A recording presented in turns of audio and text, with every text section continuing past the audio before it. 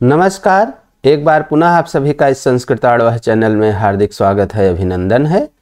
पूर्व की कक्षा में हम सब लघु सिद्धांत कौमुदी के अंतर्गत संज्ञा प्रकरण का अध्ययन कर रहे थे, जिसमें हम लोगों ने तुल्यास्य प्रयत्नम सवर्णम सूत्र को पढ़ लिया था और उसमें भी उच्चारण स्थान, आभ्यंतर प्रयत्न और बाह्य प्रयत्न का अध्ययन पूर्ण हो चुका था। अब आगे पढ़ना प्रारंभ करते हैं। अ आदि संज्ञा विधायकम संज्ञा सूत्रम। अब देखिए, पूर्व की कक्षा में एक बात बताए थे कि सवर्ण संज्ञा होना अलग बात है और सवर्णों का बोधक होना अलग बात है। वो चीज़ यहाँ पर क्लियर हो जाएगी कि सवर्ण संज्ञा पिछले सूत्र से होता है और कौन अपने सवर्णों का बोधक होगा, कौन अपने सवर्णों का बोध कराएगा, वो ये सूत्र बतलाता है। सूत्र है अणुदित सवर्णस्य चा प्रत्ययः 1-1-69। अणुदित सवर्णस्य चा प्रत्ययः स्पष्ट है कि यह अष्टाध्यायी के प्रथम अध्याय के प्रथम पाद का 69वां सूत्र है। देखिए, संख्या किसी भी ग्रंथ में जो अंतिम संख्या है, सूत्र की संख्या, वो कहीं कम ज़्यादा हो सकती है। तो भगवान पाणिनि ने इसको इस रूप में नहीं लिखा है कि यह जो है 69वां सूत्र है, 70वां सूत्र है। ये बाद के आचार्यों ने एक एक सूत्र को अलग करके इसकी संख्या को अंकित किया है। ये कहीं कम ज़्यादा हो सकता है, लेकिन ये प्रथम अध्याय के प्रथम पाद का है, इतना हर जगह निश्चित रहेगा। तो अध्याय और पाद में कोई विवाद नहीं, सूत्र की संख्या में कुछ विवाद हो सकता है, तो आप लोग उससे घबराइएगा मत कि सर ने गलत बता दिया या किताब में गलत लिखा गया है। तो सबके अपने अपने नज़रिए हैं इस विषय में। तो सर्वप्रथम सूत्र का हम लोग पदच्छेद करेंगे। पदच्छेद होगा अण उदित सवर्णस्य च अप्रत्ययः। अब इसमें एक एक पद को समझ लेते हैं सामान्य रूप से, तो सूत्र का अर्थ समझ में आ जाएगा। अड़ एक प्रत्याहार है। आप अगर माहेश्वर सूत्र में देखेंगे तो ड़ 2 बार आया हुआ है। एक बार अयुड़ प्रथम सूत्र में और दोबारा लड़ सूत्र में, तो 2 बार ड़ आया हुआ है, तो 2 अण प्रत्याहार भी बन जाते हैं। एक अयुड़ इतने सूत्र पर्यंत और दूसरा आ से लेकर के लड़ सूत्र पर्यंत। तो यहाँ जो अड़ आया हुआ है यह लड़ सूत्र पर्यंत वाला आया हुआ है, मतलब जो बाद में अड़ा है उस अड़ा तक वाला ये अण है। तो अण 2 जगह बनेंगे, एक तो अयुड़ सूत्र में और एक अयुड़ से प्रारंभ करके लड़ सूत्र पर्यंत। तो केवल इसी सूत्र में लड़ पर्यंत सूत्र वाला अण प्रत्याहार का प्रयोग हुआ है। इस सूत्र को छोड़ दीजिए, पूरे अष्टाध्याय में कहीं भी अण आए तो उससे अयुड़ इस सूत्र वाला ही ग्रहण करना है। तो अण प्रत्याहार मतलब अ ई उ, इस सूत्र को छोड़कर हर जगह, बाकी केवल यहीं पर अड़ मतलब आयु रिल री ए ओ ऐ औ हा या व र ल। तो अगला पद है इसमें उदित। उदित से तात्पर्य है कुचुटुतुपु, जिसको अभी हम लोगों ने का वर्ग, च वर्ग, टा वर्ग, ता वर्ग, पा वर्ग से जिसको जानते हैं, उसका एक नाम है कु। कु अर्थात का वर्ग, चु अर्थात च वर्ग, टू अर्थात टा वर्ग, तु अर्थात ता वर्ग, पु अर्थात पा वर्ग। इनको उदित कहा गया है। उदित क्यों कहते हैं? क्योंकि इनमें उकार की इत संज्ञा होती है, अभी आगे स्पष्ट कर देंगे, तो इसीलिए इनको उदित कहा गया है। तीसरा पद है सवर्णस्य। इस सवर्णों के संज्ञा हैं कौन कौन? अण और उदित। सवर्ण पिछले सूत्र में, पिछली कक्षा में हम लोगों ने पढ़ ही लिया था कि तुल्यास्य प्रयत्नम सवर्णम। हमने देखा अ के कुल परस्पर 18 इनके जो भेद हैं, परस्पर एक दूसरे के सवर्ण होते हैं। ई में भी देखा। ऐसे सब प्रकार के हम लोगों ने सवर्ण संज्ञा को पढ़ लिया था। क ख ग घ अंग इनकी परस्पर सवर्ण संज्ञा होती है, च छ ज झ ञ। तो ये सब हम लोगों ने पिछली कक्षा में पढ़ लिया था। जिनको ना स्पष्ट हो पिछली कक्षा में पुनः देख सकते हैं। और अगला पद है च अर्थात और। अप्रत्यय, ये अप्रत्यय इसी शब्द को सबसे ज़्यादा समझना है आपको। यहाँ यही नया है आपके लिए। देखिए प्रत्यय के ढेर सारे अर्थ हैं। एक तो जैसे जो धातुओं से शब्दों से प्रत्यय लग जाता है, जैसे प्रायः सभी शब्दों में बतलाया जाता है कि इसमें ये प्रत्यय है वो प्रत्यय है, तो यहाँ वो वाला प्रत्यय नहीं है। पहली बात समझ लीजिए, यहाँ प्रत्यय का जो मतलब है वह यौगिक अर्थ में है और सूत्र में आया हुआ है अप्रत्यय। अप्रत्यय को समझने से पूर्व हमें प्रत्यय को समझना होगा, तब हमें अप्रत्यय समझ में आएगा। तो यहाँ प्रत्यय का क्या अर्थ है, तो आचार्य वरदराज स्पष्ट कर रहे हैं एकदम। कहा देख लीजिए कि प्रतीयते इति प्रत्ययः। कहा प्रतीयते इति प्रत्ययः। कहा प्रतीयते का यहाँ क्या तात्पर्य है, कहा प्रतीयते विधीयत इति प्रत्ययः। प्रतीयते अर्थात विधीयते, यहाँ जो विधीयत हुआ है कैसे हुआ है आगे आप लोग संधि प्रकरण में पढ़ेंगे, और जो लोग जान रहे हैं अच्छी बात है, जो नहीं जान रहे हैं वो आगे पढ़ेंगे जान जाएंगे। प्रतीयते विधीयते इति, प्रतीयते का अर्थ है विधीयते, विधि अर्थ अर्थात जिसका विधान किया जाए। कहा इति, वही जो है प्रत्यय, प्रत्यय कहलाता है। अब विधान किया जाना, अब इसको समझिए। जैसे कम से कम इतना तो सब लोग पढ़े ही होंगे, जैसे यण संधि आपने पढ़ा है। यण संधि में पढ़ा इक के स्थान पर यण आदेश हो अच परे होने पर। दीर्घ संधि पढ़ा कि दीर्घ आदेश हो, गुण में पढ़ा गुण आदेश हो। तो ये जो आदेश हो रहे हैं उसको ऐसे कहते हैं ना, इक के स्थान पर यण आदेश का विधान किया गया। तो जिसका विधान किया जा रहा है वही प्रत्यय पदवाच्य है। इक के स्थान पर यण आदेश हो, तो यही जो यण है आदेश का विधान किया गया ना, तो यही यण जो है विधेय है। इसी यण का विधान किया गया तो इसको विधेय कहते हैं। यही प्रत्यय है, इसी को विधीयमान कहते हैं। तो प्रत्यय का अर्थ हो गया यहाँ पर जिसका विधान किया जाए। तो जैसे यण संधि को लेंगे, इक यण अच, तीन चीजें हैं इसमें। इक के स्थान पर यण आदेश हो अच परे होने पर, तो यण का आदेश हो रहा है तो यही यण जो है प्रत्यय कहलाएगा। प्रत्यय का अर्थ यहाँ पर वो वाला प्रत्यय नहीं लेना है। प्रत्यय का यहाँ अर्थ है प्रतीयते विधीयते इति प्रत्ययः, जिसका विधान किया जाए वह प्रत्यय है। जब प्रत्यय हमें समझ में आ गया, इसी प्रत्यय को कहते हैं विधीयमान, विधेय, प्रत्यय। तीन नाम से व्यवहार होगा, तो जानते रहिए, चाहे विधीयमान कहा जाए, चाहे विधेय कहा जाए, चाहे प्रत्यय कहा जाए। इस सिलसिले में यही समझना है। तो जब प्रत्यय हमें समझ में आ गया तो अप्रत्यय भी अर्थ निकाल लीजिए। न प्रत्यय अप्रत्यय, जो प्रत्यय ना हो, जो प्रत्यय से भिन्न है, प्रत्यय से जो अलग है उसको अप्रत्यय कहेंगे। तो उसी इको यणच में समझिए, यण जो है प्रत्यय हो गया, तो जो इक है और जो अच है वह अप्रत्यय कहलाएगा। तो इतना स्पष्ट रखिए, जो प्रत्यय से भिन्न है। यण प्रत्यय है, यण विधेय है, यण विधीयमान है। इक और अच अप्रत्यय हैं, अविधीयमान हैं, अविधेय हैं। तो सारे सूत्रों में चाहे जहाँ जो भी ऐसे विधान किया जाए उसको आप समझ लीजिए वो प्रत्यय है।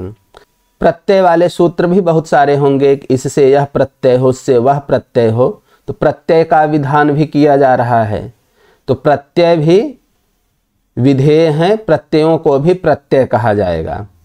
तो जो कुछ भी विधीयमान है या जिसका भी विधान किया जा रहा है, जैसे कहा ना कि इस शब्द से यह प्रत्यय लगे, तो प्रत्यय का विधान किया गया, तो प्रत्यय भी प्रत्यय शब्द से कहा जाएगा। तो इस सूत्र में जो प्रत्यय है ये इसका स्कोप कुछ ज़्यादा है। इसका यौगिक अर्थ है प्रतीयते अर्थात विधीयते, जिसका भी विधान किया जा रहा है वो प्रत्यय कहलाएगा। ठीक है, जैसे आगे आप लोग सूत्र पढ़ेंगे, सनासन से भिक्षा उ, तो कुछ धातुएं हैं जहां उनसे कहा उ प्रत्यय हो। अब देखिए सूत्र ने उ प्रत्यय का विधान किया, तो वह उ प्रत्यय भी इस प्रत्यय पदवाच्य हैं। और इको यणच में आपने पढ़ा यण आदेश हो, तो यण भी प्रत्यय है। आकाश वर्ण दीर्घ में दीर्घ आदेश का विधान हुआ, तो दीर्घ भी प्रत्यय है। आद गुण में आपने पढ़ा कि गुण संधि हो, गुण आदेश हो, तो गुण भी प्रत्यय है। तो जिसका भी विधान किया जाएगा, जिस भी कार्य का विधान होगा वह प्रत्यय कहलाएगा, और जो उससे भिन्न है वह अप्रत्यय कहलाएगा। तो आशा है कि प्रत्यय यहाँ पर समझ में आ गया होगा। अब अप्रत्यय का क्या अर्थ हुआ? आचार्य वरदराज सूत्र को स्पष्ट करते हुए लिख रहे हैं, अविधीयमानोड़ुदिच्च सवर्णस्य संज्ञा स्यात्। पदच्छेद होगा अविधीयमानः अण् उदित च सवर्णस्य संज्ञा स्यात्। अब अर्थ समझिए, अविधीयमानः अण्, जो अविधीयमान अण् है, अविधीयमान स्पष्ट हो गया कि जिसका विधान न किया गया हो। जैसे इको यणच में यण का विधान किया गया तो यण जो है विधीयमान हो गया, या वही प्रत्यय है। अविधीयमान कौन हुआ? इक और अच। तो अविधीयमान स्पष्ट है। कहा अण, अण अर्थात अण प्रत्याहार के अंतर्गत आने वाले वर्ण, जिनको अभी शुरू में बतला दिए। और उदित, उदित अर्थात कुचुट तुपु, क वर्ग च वर्ग ट वर्ग त वर्ग प वर्ग, जिससे हम समझते हैं, उनको कहा जाता है कु चु टु तु पु। ये कहा कि सवर्णस्य, ये अपने सवर्णों के संज्ञा स्यात्, ये अपने सवर्णों की संज्ञा होवे। तो अविधीयमान अण और उदित, अविधीयमान अण प्रत्याहार के अंतर्गत आने वाले वर्ण अ ई उ ऐसे समझ लीजिए, और उदित कुचुट तुपु ये जो है अपने सवर्णों के संज्ञा हैं।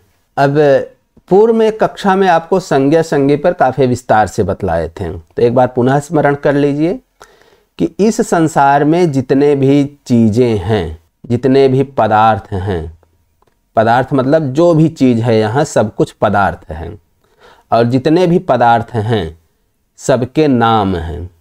तो जो भी पदार्थ हैं उनको संज्ञी कहा जाता है, और उनका जो भी नाम है उसको संज्ञा कहा जाता है। जैसे हवा है, पानी है, घड़ा है, प्रकाश है, बिजली है, सब ये सब चीज़ हैं, सब पदार्थ हैं, और सबके हम लोगों ने नाम रखे हैं।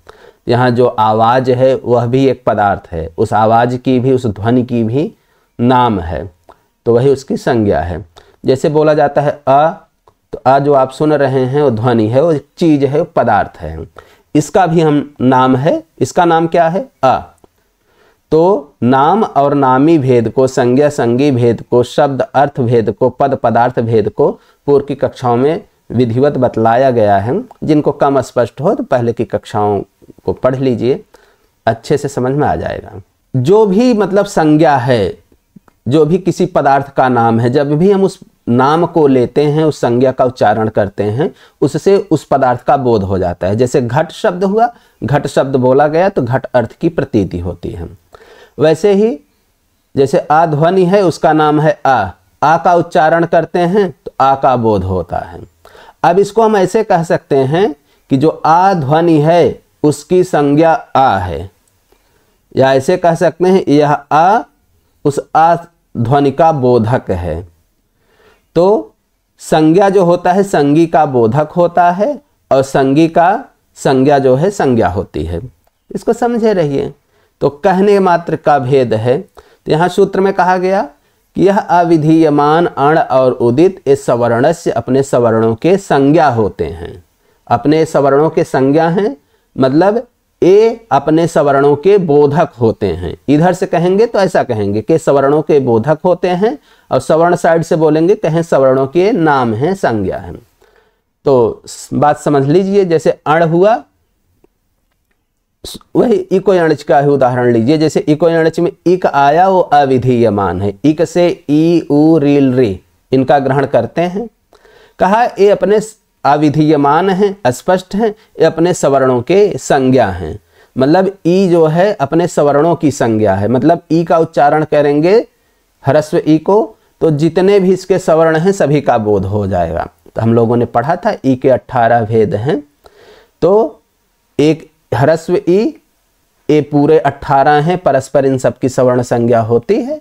तो ई का उच्चारण किया जाएगा तो सभी का बोध हो जाएगा, 18 का बोध हो जाएगा।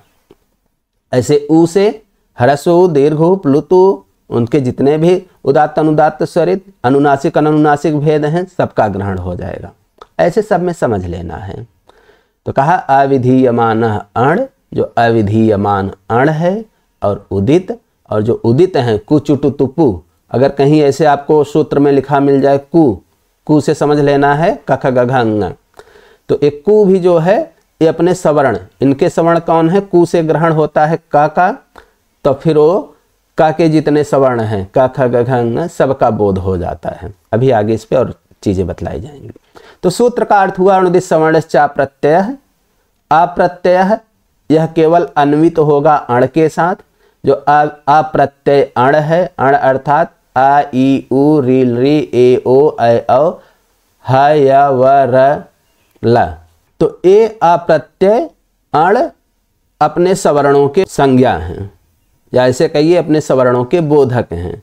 जब भी आ आए, अविधीयमान आ बोला गया तो उससे आ के सभी भेदों का ग्रहण कर लेना है। ई बोला गया तो ई के सभी भेदों का ग्रहण कर लेना है। तो कब, जब ये अविधीयमान होंगे। अविधीयमान पे ध्यान दीजिए। और अगला कहा उदित, उदित जो है चाहे विधीयमान हो चाहे अविधीयमान हो, उनका अप्रत्यय से कोई लेना देना नहीं। अप्रत्यय का अन्वय केवल अण के साथ है कि जहां अण अप्रत्यय होगा, विधीयमान होगा, सवर्णों का बोधक होगा। अगर वो प्रत्यय है, विधीयमान है, तब नहीं कराएगा। लेकिन उदित के साथ ऐसा नहीं है। उदित चाहे प्रत्यय हो चाहे अप्रत्यय हो, चाहे विधीयमान हो चाहे अविधीयमान हो, हर कंडीशन में वो अपने सवर्ण का बोधक होगा। तो ये सूत्र का अर्थ रहा। अब देखिए इस पे और विस्तार से सारी चीजें आचार्य बतला रहे हैं। तो सूत्र का अर्थ एकदम क्लियर रखिए कि अप्रत्यय, जो अप्रत्यय अण, अविधीयमान अण, उदित और उदित कुचुटु तुपु ए सवर्णस्य अपने सवर्णों के संज्ञा हैं। देखिए इसमें आया हुआ है च से क्या तात्पर्य है। देखिए च से, इसके पूर्व में एक सूत्र है स्वम रूपम शब्दस्य शब्द संज्ञा, वहां से स्व की अनुवृत्ति आ जाती है, स्वम, और यहां वो बदल के षष्ठी विभक्ति में हो जाता है स्वस्य। तो च से मतलब वो अण अपने सवर्णों का बोधक तो होगा और स्वयं का भी बोधक है, स्वयं की भी संज्ञा है। जैसे यहाँ स्वस्य जुड़ जाता है, मतलब जैसे आप समझिए आ के 18 भेद हैं। तो अण में मतलब कहीं भी अगर आ उच्चरित होगा, जो ह्रस्व आ है, तो उसके अब एक तो स्वयं हो गया और उसके बचे हैं 17 भेद। तो उसके वो तो स्वयं और उसके 17 सवर्ण, तो वह सवर्णों का बोधक होगा, 17 का बोधक होगा। उसके साथ साथ वह स्वयं का भी बोधक होगा, मतलब वो अगर ह्रस्व अ उच्चरित हुआ तो उससे 18 भेदों का ज्ञान होना है। एक चीज यही और समझ लीजिए कि पिछली कक्षा में बतलाए थे ना कि सवर्ण संज्ञा होना और सवर्णों का बोधक होना अलग अलग चीज है। अब देखिए ह्रस्व अ, जो अण अर्थात माहेश्वर सूत्र में जो पढ़ा गया है, अ ई उ री री ए ओ ऐ औ। देखिए आ ई उ, केवल आ को ग्रहण कीजिए, समझ लीजिए, सारे में जोड़ लीजिएगा। आ जो है ह्रस्व रूप में पढ़ा गया है, तो ह्रस्व आ ही अपने सवर्णों का बोधक है। आ के 18 सवर्णी हैं, इनकी परस्पर सवर्ण संज्ञा होती है। चाहे ह्रस्व आ हो उसके भी उतने सवर्ण हैं, दीर्घ आ के भी उतने ही सवर्ण हैं, प्लुत आ के भी उतने ही सवर्ण हैं। सवर्ण संज्ञा होना अलग बात है, लेकिन सवर्णों का बोधक कौन होगा? सिर्फ ह्रस्व आ। अगर कहीं आ बोला गया दीर्घ वाला, वो अपने सवर्णों का बोधक नहीं होगा, इस बात को जानते रहिए। तो सवर्णों का बोधक कौन होगा, ये सूत्र बतलाता है। सवर्ण संज्ञा किनकी होती है? पूर्व सूत्र में हमने जो पढ़ा, भले ही आ इनके जितने भी भेद प्रभेद हैं परस्पर सब सवर्ण संज्ञक हैं। आ के भी उतने सवर्ण, आ के भी उतने सवर्ण, प्लुत आ के भी उतने ही सवर्ण हैं, लेकिन सबके सब अपने सवर्णों के बोधक नहीं होते हैं। तो बोधक कौन होता है? केवल ह्रस्व अ, जो माहेश्वर सूत्र में जिस रूप में पढ़ा गया है। अ ई उ ये सब ही सवर्णों के बोधक हैं, इस बात को क्लियर रखिए। तो आगे हम लोग चलते हैं, एक बार पुनः पूरा अर्थ देखते हुए कि प्रतीयते विधीयते इति प्रत्यय, तो जिसका विधान किया जाए वह प्रत्यय है, स्पष्ट है। और जो अविधीयमान अण और उदित हैं, अविधीयमान अण, जो अविधीयमान अण प्रत्याहार के अंतर्गत आने वाले वर्ण, और उदित, उदित अर्थात कुचुटु तुपु, ये सवर्णस्य, अपने सवर्णों की ये संज्ञा हैं। तो सवर्णों की संज्ञा होना मतलब देखिए, जब कु कहा जाएगा तभी क ख ग घ ङ सबका बोध होगा। अगर कहीं पर क कहा जाए, कहीं खा कहा जाए, तो अपने सवर्णों के बोधक नहीं होते हैं। केवल कु कहा जाएगा तभी क ख ग घ ङ सबका बोध होता है। ऐसे चू कहा जाए तो च छ ज झ ञ, इस बात को समझे रहिए। क ख ग घ ङ इनकी परस्पर सवर्ण संज्ञा होती है, लेकिन ये अपने सवर्णों के बोधक नहीं हैं। सवर्ण संज्ञा होना अलग बात है, सवर्णों का बोधक होना अलग बात है। तो सवर्णों का बोधक कौन है? कु है। जहाँ कु बोला जाए तो क ख ग घ ङ पांचों का बोध होने का, चू बोला जाए तो च छ ज झ ञ। इस बात को समझे रहिए कि सवर्ण संज्ञा होना अलग चीज है, सवर्णों का बोधक होना अलग चीज है। अब देखिए आचार्य स्पष्ट कर रहे हैं, अत्र एवाड़ परेण ड़कारेण, अत्र एव अण परेण ड़कारेण। अब जो जो बातें इसमें आई हैं, पहले जो अण आया है उस पर समझ लीजिए। कहा अत्र एव, अत्र एव अण, अत्र मतलब यहां पर, इसी सूत्र में, एव से क्लियर कर दिए, इसी सूत्र में ही अण, यह जो अण प्रत्याहार है, यह परेण ड़कारेण, यह पर अर्थात बाद वाले ड़कार से है। दो ड़कार हैं, एक आयुड़ सूत्र प्रथम ड़कार, फिर जो लड़ सूत्र है छठवां, उसमें जो है फिर से ड़कार आया। तो यहाँ पर ड़कार अर्थात लड़ सूत्र वाला जो ड़कार है, केवल अत्र एव इसी सूत्र में ही अण जो है पड़ ड़कार से लिया गया है। बाकी इस सूत्र को छोड़ दीजिए, पूरे अष्टाध्याय में कहीं भी अण आएगा उससे आपको केवल आ ई उड़ इस सूत्र वाला ही अण लेना है। अर्थात अण प्रत्याहार के अंतर्गत आ ई उ तीन वर्ण पूरे अष्टाध्याय में लेना है। केवल इसी सूत्र में पड़ रकार से है, अर्थात आयु रिल री एओ अयो जितने 14 वर्ण आते हैं इनको ले लेना है। इसके विषय में भगवान भाष्यकार भगवान पतंजलि ने कहा है कि परेण एवाड़ ग्रहा सर्वे पूर्वेण एवाड़ ग्रहा मता ऋतेण उदित सवर्णस इत्येतदेकं परेण तो, कि परेण एव इड़ ग्रहाः सर्वे, परेण एव, तो अड़ा दो जगह बनता है ना, एक आयुड़ में और एक जो है लड़ में। तो ऐसे ही आपका अड़ प्रत्याहार दो बन जाएगा। अगर आप इड़ प्रत्याहार बनाना चाहेंगे, देखिए एक तो आयुड़ ई से लेकर ड़ तक ये बन जाएगा और दूसरा लड़ सूत्र तक इड़ भी दो बन जाएगा। इड़ प्रत्याहार का प्रयोग अष्टाध्याय में हुआ है, लेकिन कहा कि इड़ प्रत्याहार जहां भी आएगा उससे पर ड़कार वाला ही ग्रहण करना है, ये दो अक्षर वाला ई उ वाला नहीं ग्रहण करना है। कहा कि परेण एव इड़ ग्रहा, इड़ ग्रहा समझ में आ गया, इड़ का ग्रहण सर्वे इड़ ग्रहा, अर्थात हर जगह इड़ का ग्रहण परेण एव पर ड़कार से ही करना चाहिए। कहीं भी इड़ प्रत्याहार आया तो आपको समझ लेना है अयुड़ रिलरिक एवं अयो छयरवट लड़ इस सूत्र तक इड़ वाला है। और कहा पूर्वेण एव अण ग्रहा मता, और जो है जहां भी अण का ग्रहण हो, अण प्रत्याहार आए तो इसको पूर्वेण एव पूर्व ड़कार से ही ग्रहण करना है, मतलब अ ई उड़ इसी सूत्र में ही लेना है। तो अण कहीं भी आए पहले अड़ तक लेना है और इण कहीं भी आए उसको बाद वाले अड़ तक लेना है। तो इसमें एक छोटी सी और बात बता दिए, कहा कि देखिए अण से तो हर जगह आप पूर्व ड़कार ही ग्रहण करेंगे। कहा ऋते, ऋते अर्थात बिना, छोड़कर, अणुदित सवर्णस्य, ये अणुदित सवर्णस्य प्रत्यय में सूत्र जो अण आया है, इति एतत् एकम, और कहा यह एतत् एकम, यह एक सूत्र परेण तो पर ड़कार से ग्रहण होता है।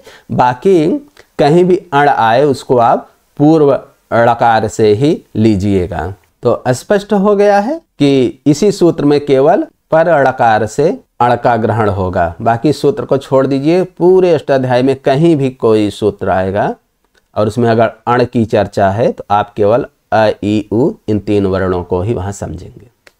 तो ये क्लियर हो गया। फिर अगला है कुचुटु तुपु एते उदितः। देखिए उदितः यहाँ पर जो आया है, ए उदित, उदितौ, उदितः प्रथमा बहुवचन का रूप है। एते उदितः, एषः, एतौ, एते, एतद सर्वनाम का पुल्लिंग प्रथमा बहुवचन स्पष्ट ही है। कहा कुचुटु तुपु, ए कुचुटु तुपु, इन्हीं को उदित कहा गया है। क्यों कहा गया है, अब इसको समझ लीजिए। यहाँ पर जो कु है, चू है, ऐसे आपको पूरे अष्टाध्याय में प्रयोग मिलेंगे। कु, चू, टू, तू, पु। ये वस्तुतः कु जो है यह अनुनासिक वाला है। इसमें जो उ है, उकार, कु में दो वर्ण है ना, ककार और उकार। उकार जो है वह अनुनासिक है। तो आप लोगों ने हलंतम सूत्र में हम लोग थोड़ा सा पढ़े थे, उपदेशे जनुनासिक इत, कि उपदेश की अवस्था में जो अनुनासिक अच है, अनुनासिक स्वर है, उसकी इत संज्ञा होती है। तो इस कु में जो उकार है वह अनुनासिक है और उसकी इत संज्ञा हो जाती है। तो जिसकी इत संज्ञा होती है तो उसका फिर लोप हो जाता है। तस्य लोपः सूत्र में हम लोगों ने पढ़ा था। तो उकार का लोप हो जाता है, उकार की इत संज्ञा और उसका लोप, केवल बचा का। ऐसे बचा चा, वैसे ट, त, प, सब में जोड़ लीजिए। इसमें सब में जो है कुचुटु तुपु, इस शब्द विशेष में उकार की इत संज्ञा है, इसलिए इसको उदित कहा गया। उदित का तात्पर्य होता है उत इत। उत, उत से ह्रस्व उकार ग्रहण करना है। त का क्या मतलब है, उत कहा गया तो इत्ता लगा दिया गया, तो उ से केवल ह्रस्व उकार का ग्रहण होगा, इसके दीर्घ प्लुत भेद नहीं। तो उत का अर्थ हुआ ह्रस्व उकार है। इत, इत जिसमें ह्रस्व उकार की इत संज्ञा हुई हो उसको उदित कहेंगे। तो कु जो है उदित है, क्यों? क्योंकि उसमें ह्रस्व उकार की इत संज्ञा है। और देखिए जो अनुनासिक वर्ण है, इसको अपने संस्कृत में अनुनासिक का कोई चिन्ह नहीं लगाया जाता। हिंदी में हम लोग चंद्रबिंदु लगा देते हैं, कुछ पुस्तकों में आपको समझाने के लिए चंद्रबिंदु लगा करके कि हाँ ये अनुनासिक है बतलाने के लिए लगा दिया जाता है कि हाँ इसको आप सीख जाएं। लेकिन जानते रहिए ये कोई चिन्ह नहीं लगाया जाता है। तो कौन अनुनासिक है कौन अननुनासिक है, ये सब परंपरा से प्राप्त होता है, तो उसको आगे हम लोग समझेंगे। तो कु, चू, टू, तू, पु, ये ही उदित हैं और उदित ही सवर्णों के बोधक होते हैं। अब देखिए अगर बोला जाए केवल क, तो का जो है उदित नहीं है, तो का अपने सवर्णों का बोधक नहीं होगा। जबकि का के सवर्ण हैं, का के सवर्ण खा, ग, घ, ङ, ऐसे खा के भी का, ग, घ, ङ, सबके मतलब परस्पर सवर्ण संज्ञक हैं, सबके अपने अपने सवर्ण हैं, लेकिन इस सवर्णों के बोधक नहीं होंगे। तो व्यंजनों के मामले में सवर्णों का बोधक कौन है? कु। जहां सूत्र में आए कु, ये ही अपने सवर्णों का बोधक होगा। अब देखिए कु का वैसे तो कोई सवर्ण नहीं होता, लेकिन कु में उकार की तो संज्ञा है, चला गया तो बचा का। तो कु से का के जितने सवर्ण हैं अब हम समझ गए। अच्छा क, ख, ग, घ, ङ, तो कु कहा जाएगा, क, ख, ग, घ, ङ, पांचों का बोध होना है। ऐसे चू कहा जाए, च, छ, ज, झ, ञ, टू कहा जाए, तू कहा जाए, पू कहा जाए, समझ लीजिए। ये ही उदित हैं। ये उदित क्यों कहलाते हैं? क्योंकि इसमें उकार की इत संज्ञा होती है। इसमें कु में उ जो है वह अनुनासिक है, वह इत संज्ञक है, इसलिए इसको उदित कहते हैं। तो ये स्पष्ट हुआ। तो अब इस प्रकार से हमें समझ में आ गया कि जो अविधीयमान अण है, अण में क्लियर रखिए कि पड़ ड़कार तक लेना है, वरट लड़ इस सूत्र तक जाना है। ये जब अविधीयमान होंगे तो अपने सवर्णों के बोधक होंगे, या ये अपने सवर्णों की संज्ञा है। तो सवर्णों की संज्ञा है तो मतलब इनका उच्चारण से सवर्णों का बोध हो जाएगा। और जो कुचुटु तुपु ये उदित हैं, ये भी अपने सवर्णों के बोधक हैं। ये 5 हैं कुचुटु तुपु, ये स्पष्ट रखिए। अभी अण से भी हम लोग काउंट कर लेंगे कितने सवर्णों के बोधक होते हैं। कहा तद एवं, तो इस प्रकार अ इत्यष्टादशानाम संज्ञा, अ जो है अष्टादशानाम, यह 18 की संज्ञा है। ह्रस्व अ जो है, देखिए दीर्घ आ नहीं, केवल ह्रस्व अ यहां समझना है।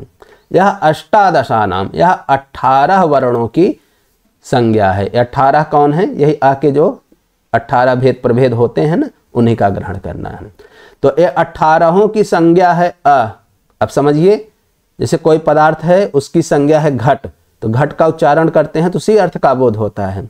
तो यह 18 पदार्थों का, 18 पदार्थ कौन है जो आ के 18 भेद हैं, उनकी संज्ञा है ह्रस्व अ।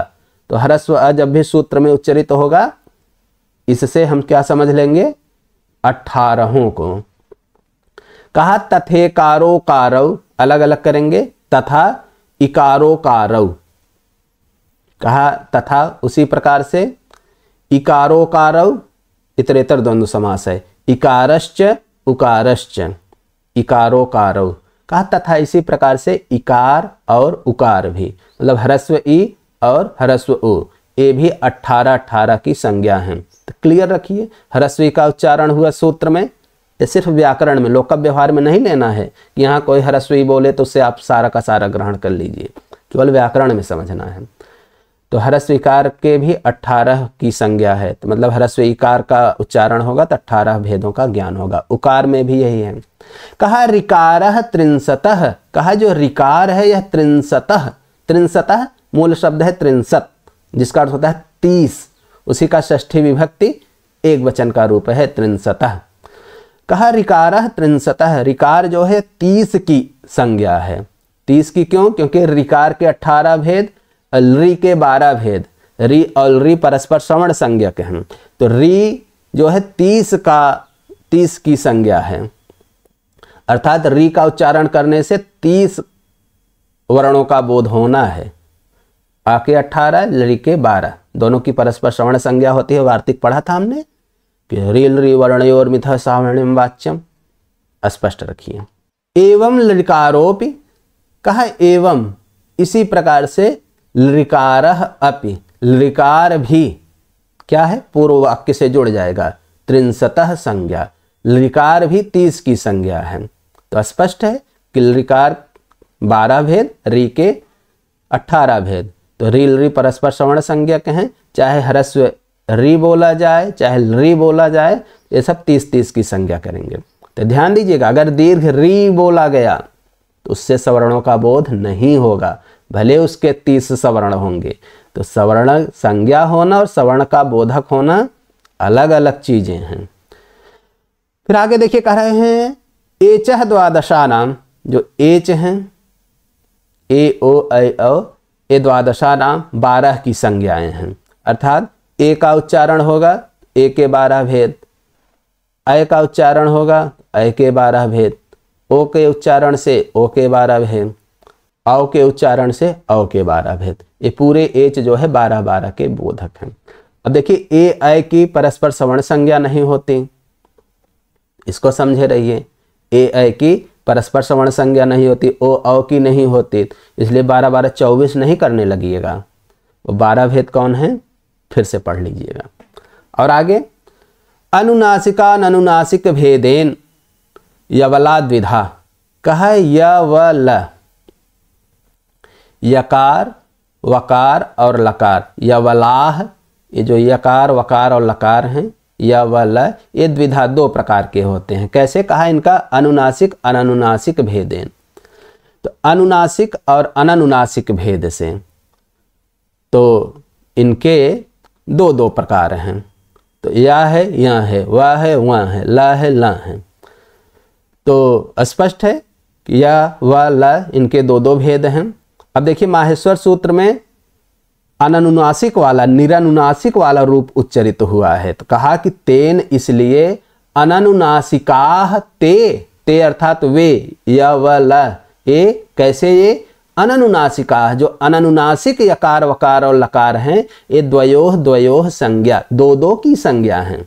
अर्थात जब अनुनासिक रूप में नहीं बल्कि अननुनासिक मतलब सामान्य अवस्था में जब यकार उच्चरित होगा तब ये 2 की संज्ञा है। अर्थात या बोला जाएगा तो उससे या, और या वा बोला जाए तो वा, ला बोला जाए तो ला का ग्रहण होना है।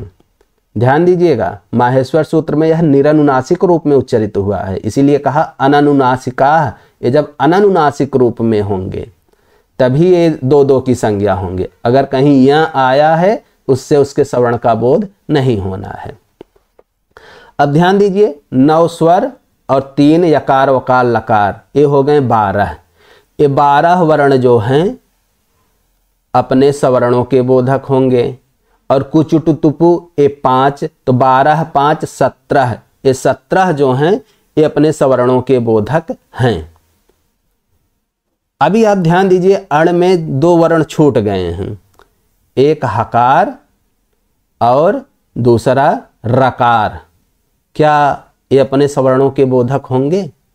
अब ध्यान दीजिएगा, इन दोनों के सवर्ण नहीं होते हैं। अण के अंतर्गत ह भी आता है, र भी आता है, लेकिन हकार और रेफ के सवर्ण नहीं होते। कहा गया है रेफोष्मणाम सवर्णा न संति।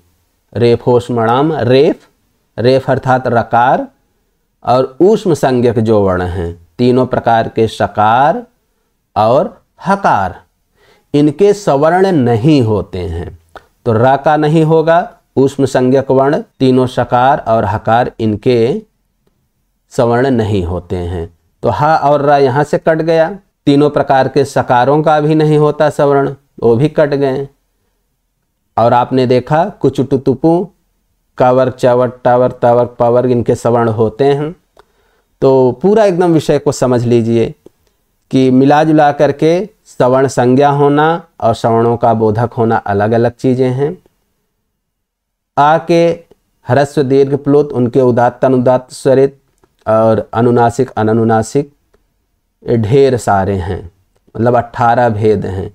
ये एक दूसरे के सब सवर्ण संज्ञक हैं, सब एक दूसरे के सवर्णी हैं, लेकिन ये सब अपने सवर्णों के बोधक नहीं होंगे। तो अगर दीर्घ आ का उच्चारण हो वो सवर्णों का बोध नहीं कराएगा। तो मिला जुला करके केवल ह्रस्व अ, उसमें भी कौन सा, जो निरनुनासिक रूप है, जिस रूप में माहेश्वर सूत्र में उच्चरित हुए हैं, उस रूप में जो अ है वही अपने सवर्णों का बोधक होगा। माहेश्वर सूत्र में अ जो है अननुनासिक रूप वाला है, अनुनासिक वाला नहीं। तो अननुनासिक जो ह्रस्व अ है वो ही अपने सवर्णों का बोधक है। यही बात ई उ सब में जोड़ लीजिए। तो इस बात को स्पष्ट रखिए, कहीं भी सूत्र में अविधीयमान अ आया, ई आया, तो उससे सवर्ण का ग्रहण करना है। अगर कहीं आ आया उसमें वो सवर्णों का बोधक होगा ही नहीं। आशा है कि विषय एकदम स्पष्ट हो गया होगा।